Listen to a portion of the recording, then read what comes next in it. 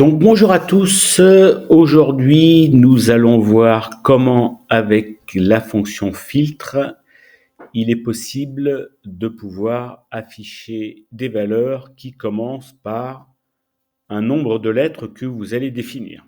En fait finalement, ce qui est intéressant lorsque nous avons ici dans ce tableau des noms, il y a à peu près plus de 400 noms et nous souhaiterons interroger la liste et savoir quelle est l'affectation des départements en fonction des premiers caractères que nous allons spécifier.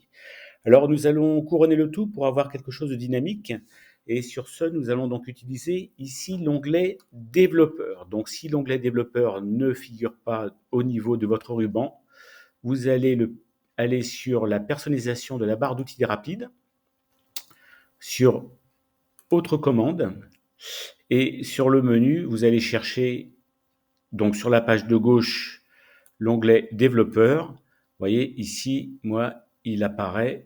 Donc on va le chercher, onglet développeur dans les commandes courantes. Il apparaît, il apparaît pas du tout, il apparaît nulle part. On va arrêter tout ça. En fait, c'est dans l'onglet, excusez-moi, c'est dans personnaliser le ruban. Donc, dans personnaliser le ruban, sur la droite, vous avez les onglets principaux qui apparaissent et il faut cliquer sur l'onglet développeur. Donc, une fois que vous avez l'onglet développeur, la première des choses que nous allons réaliser va consister à aller sur l'onglet développeur. Ici, vous voyez, il y a un mode création. Ici, le petit bouton insérer, donc insérer des contrôles. Vous cliquez sur la flèche, ici, insérer des contrôles. Et vous allez non pas sur les contrôles de formulaire, mais c'est les contrôles ActiveX. Et nous allons récupérer ce petit signe ici, contrôle de texte, contrôle ActiveX, sur la première ligne, l'avant-dernière icône.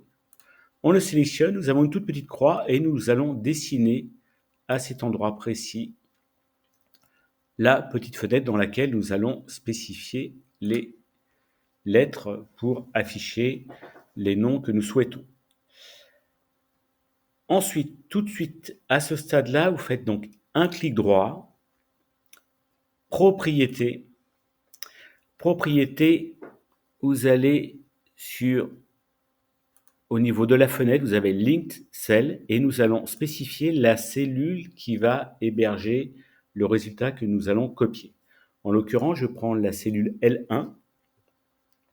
L1. Pourquoi? Parce qu'elle est juste derrière, en fait, l'ActiveX que j'ai copié. Donc là, vous spécifiez L1 et vous cliquez ailleurs. Ici, nous avons le mode, donc à partir du mode création, vous voyez, on va pouvoir récupérer, positionner comme vous le souhaitez votre encadrement. Voilà, on va le laisser comme ça. Et surtout, ce que vous faites, c'est vous allez donc cliquer sur le mode création pour faire de telle sorte que nous puissions ensuite enlever la fenêtre, bien entendu, avec la petite croix rouge. Nous allons saisir les opérations. Donc effectivement, à ce stade-là, si je saisis AD, je n'ai absolument rien à voir. Et par contre, l'information va se réaliser à partir du filtre. Alors juste en dessous, en cellule L2, on va reprendre finalement la formule que j'ai spécifiée par la suite. Donc on va utiliser la fonction filtre, que je vais vous expliquer, donc égale filtre. Nous allons filtrer donc notre tableau donc, qui va de la cellule I2 jusqu'à J413. Donc ça correspond à l'ensemble de votre tableau. Point virgule, deuxième critère, va nous demander de... alors, c'est bien 1, 2 points. Vous voyez le fait d'afficher les informations. Ici, donc, nous sommes toujours ici dans le tableau. Après le point virgule, je vais donc inclure. Qu'est-ce que nous allons inclure?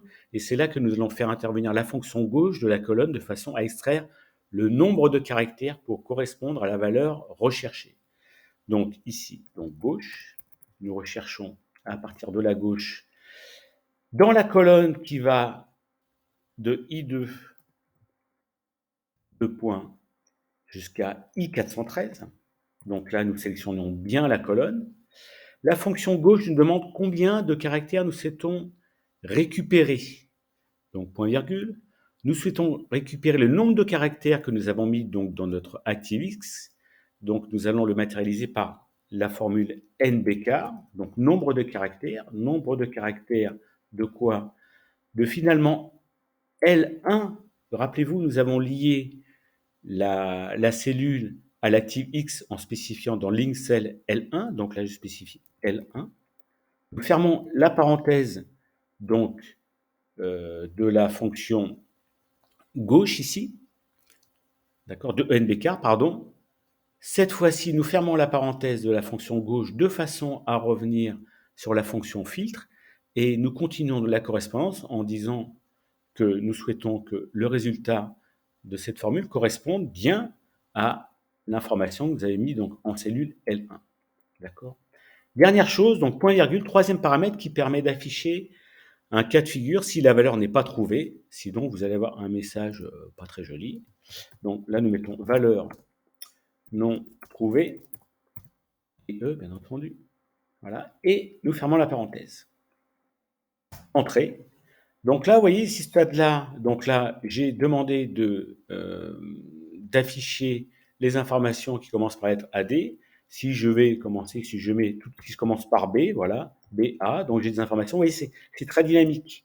BE, voilà, BO. Alors vous voyez, BO, bah, j'ai personne qui commence par BO. D'accord. Vous voyez, là, il m'affiche vraiment valeur non trouvée. Si je mets un Z, je vais voir tous les caractères les noms, et bien entendu, en face, les services qui commencent par la lettre Z. Donc, cerise sur le gâteau. Ensuite, ici, j'ai mis la fonction nbval qui permet d'avoir le compteur du nombre de personnes. Après, vous pouvez bien entendu élaborer les statistiques comme bon vous le semble et extrapoler par rapport à ces informations. Donc voilà pour aujourd'hui, c'est vraiment donc l'utilisation de la fonction filtre avec le contrôle ActiveX que vous allez retrouver dans l'onglet développeur. Voilà, à très bientôt.